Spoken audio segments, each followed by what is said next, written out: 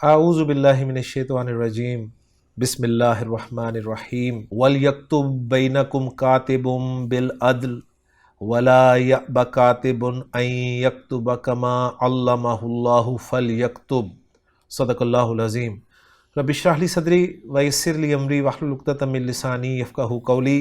رب یسر ولا تعسر وتمم بالخیر آمین یا رب العالمین۔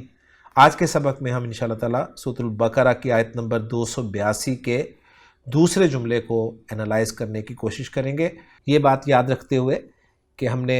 سورۃ البقرہ کی آیت نمبر 282 کو انشاءاللہ تعالیٰ 9 لیکچرز میں مکمل کرنا ہے۔ آیت نمبر 282 کے دوسرے لیکچر کے لیے میں نے آپ کے سامنے جو ٹیکسٹ پڑھا ہے اس میں ہمیں وقف کی 2 علامات مل رہی ہیں، تو اس طرح 2 جملے انشاءاللہ تعالی ہم بنائیں گے۔ تو پہلا وقف جو ہے وہ یہاں پر نظر آ رہا ہے، تو یہاں تک ہم ایک جملہ بناتے ہیں اور جملے کا آغاز واو سے ہو رہا ہے۔ اس واو کو ہم عاطفہ قرار دے دیتے ہیں کیونکہ مضمون جو ہے وہ پچھلا والا چل رہا ہے، اور ویسے اپنی سہولت کے لیے اگر ہم نیا جملہ بنا کر انالائز کرنا چاہیں تو واو کو استنافیہ بھی مانا جا سکتا ہے۔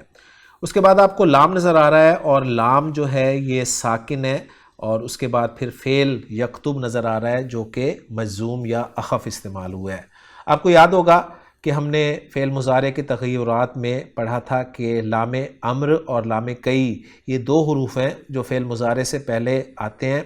اور ان میں سے ایک جو ہے وہ فعل مضارع کو اخف یا مجزوم کرتا ہے، اور دوسرا جو ہے وہ فعل مضارع کو خفیف یا منصوب کرتا ہے۔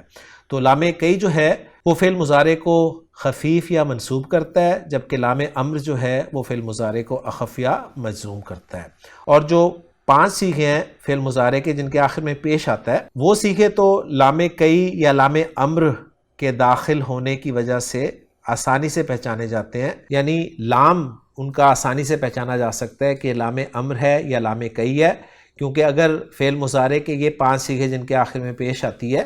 ان پہ اگر زبر ہو تو وہ لام کئی ہوتا ہے، اور اگر سکون ہو تو وہ لام امر ہوتا ہے۔ اصل مسئلہ بنتا ہے باقی صیغوں کا، لیکن اس کا بھی حل ہم نے پڑھا تھا کہ ہم کانٹیکسٹ سے جان سکتے ہیں۔ لیکن ایک اور آسان حل جو ہم نے پڑھا تھا لام کئی اور لام امر کو پہچاننے کا، وہ یہ تھا کہ لام امر سے پہلے اگر واو، فا یا ثم ان میں سے کوئی حرف آ جائے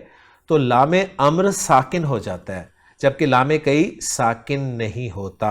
تو یہاں پر آپ اس کو اپلائی کر لیں، یہاں پر آپ کو نظر آ رہا ہے ول یکتب، تو یکتب مجزوم یا اخف یہ خود بھی بتا رہا ہے کہ یہ لام جو ہے لام امر ہے، کیونکہ اگر یہ لام کئی ہوتا تو یہ یکتبہ ہونا چاہیے تھا۔ لیکن دوسرا جو آسان طریقہ میں نے آپ کو بتایا وہ یہ ہے کہ لام سے پہلے واو لگا ہوا ہو، فا لگا ہوا ہو یا ثم لگا ہوا ہو تو لام امر ساکن ہو جاتا ہے۔ تو یہ چونکہ لام ساکن ہے لہٰذا یہ لام امر ہے، اور آگے فعل مضارع ظاہر بات ہے لام امر کی وجہ سے مجزوم یا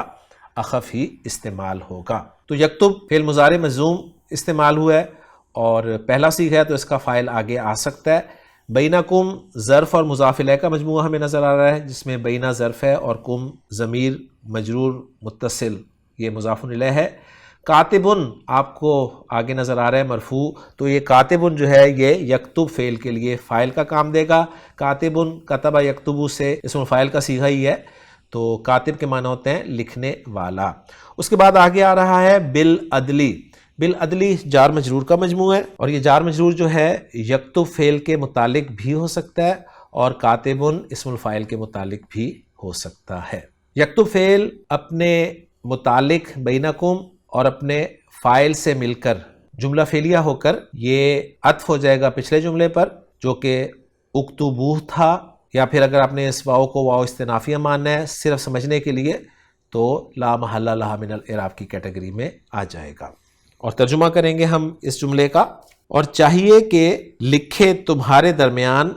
لکھنے والا ایک لکھنے والا عدل و انصاف سے۔ اس کے بعد اگلا جملہ جو ہے جس پر ہمارا آج کا لیکچر مکمل ہو جائے گا وہ اینڈ تک چلے گا کہ ولا یأبی کاتب ان یکتب کما علمہ اللہ فلیکتب، زیادہ سے زیادہ ہم فلیکتب کو نیچے لے جائیں گے تاکہ ہم آسانی کی طرف چلے جائیں۔ واو کو ہم عاطفہ قرار دے دیں گے۔ لا جو ہے یہ کون سا لا ہے؟ اس کے بعد جو فعل آ رہا ہے فعل مضارع، اس پر غور کر کے ہم فائنل کرتے ہیں۔ فعل آپ دیکھ رہے ہیں یعبا، یعبا جو ہے پہلے اسکرین پہ دیکھ لیں، حمزہ با یا مادہ ہے، غیر سی فعل کی قسم محموز بھی ہے، ناقص بھی ہے، محموز الفا بھی ہے، با فتح یفتح سے استعمال ہوتا ہے، ابا یا یعبیو، اور تبدیلی کے بعد یہ بن جائے گا ابا یعبا،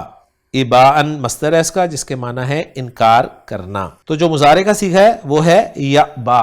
تو یعبا جو ہے اس میں سے آخر میں آنے والی یا جو ہے وہ نکلی ہوئی ہے، یعنی وہ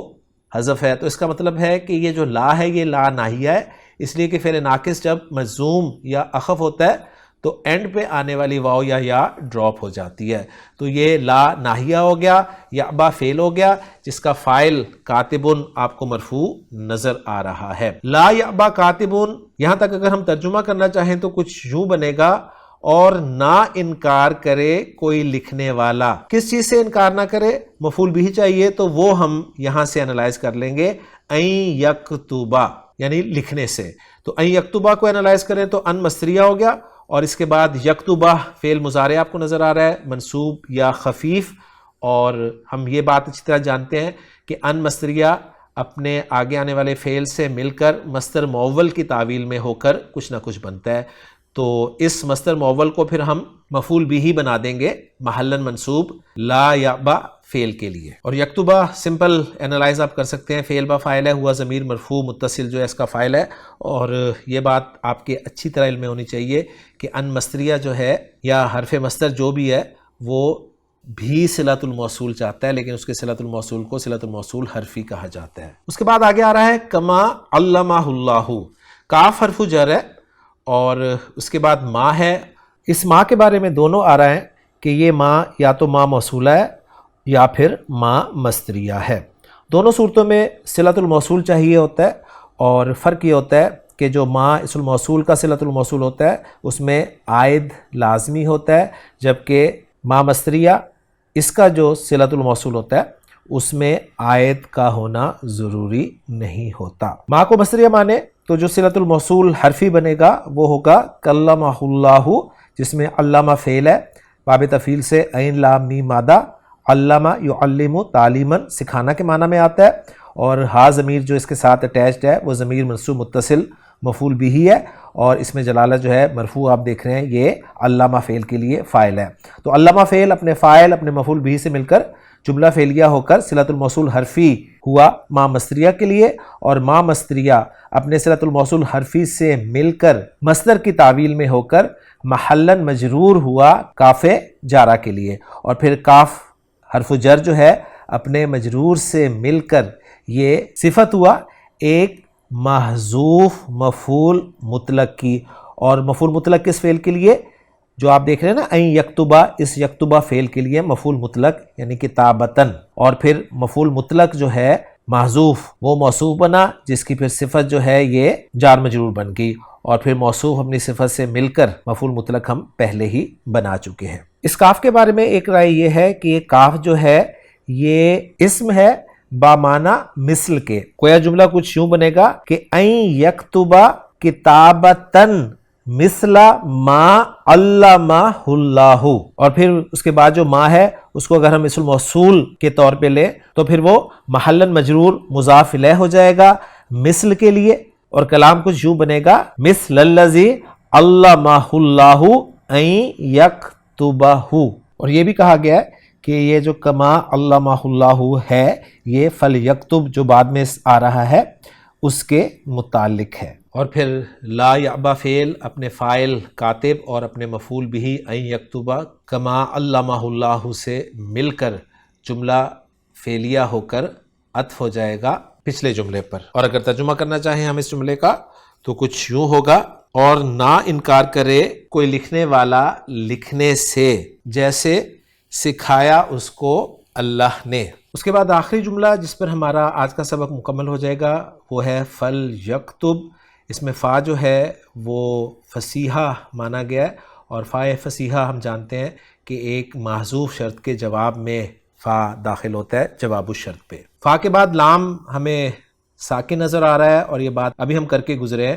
کہ لام امر جو ہے اس سے پہلے اگر واو فا یا ثم آ جائے تو لام امر ساکن ہو جاتا ہے۔ تو یہ لام امر ہے اس لیے کہ جو فعل آگے آپ یکتب دیکھ رہے ہیں وہ مجزوم یا اخف استعمال ہوا ہے۔ تو فل یکتب، یکتب فعل با فاعل ہے، ہوا ضمیر مرفوع متصل اس کا فاعل ہے، اور وہ ہوا ضمیر جو ہے کاتب کی طرف لوٹ رہی ہے۔ پھر یہ جملہ فعلیہ جو ہے یہ جزا بن رہا ہے ایک محذوف شرط کی، اور وہ محذوف شرط جو ہے اس کے بارے میں آپ کو بتا چکا ہوں کہ ایک جملہ جو ہے وہ ہر جگہ پر اپلائی ہو سکتا ہے، اذا کان الامر کذالک فلیکتب، یا ان کان الامر کذالک فلیکتب۔ اور یہاں پر پھر آپ کو مختلف اعراب القرآن کی کتابوں میں وہ جملہ باقاعدہ لکھا ہوا بھی مل جاتا ہے کہ ان استکتب الکاتب فلیکتب۔ تو الحمدللہ جی ہمارا آج کا سبق مکمل ہو گیا، اور اس میں بہت ساری چیزیں ہماری ریوائز بھی ہو گئی ہیں اور کچھ نئی بھی آئی ہیں الحمدللہ۔ تو انشاءاللہ تعالی اگلے لیکچر میں ہم سورۃ البقرہ کی آیت نمبر 282 کو ہی گرامیٹیکلی انالائز کریں گے، یہ بات ذہن میں رکھتے ہوئے کہ سورۃ البقرہ کی آیت نمبر 282 ہمارے 9 لیکچرز پر مشتمل ہوگی۔ اللہ تعالیٰ سے دعا ہے کہ اللہ تعالیٰ ہمارے لیے آسانیاں فرمائے۔ سبحانک اللہم و بحمدک، اشہد ان لا الہ الا انت، استغفرک و اتوب الیک۔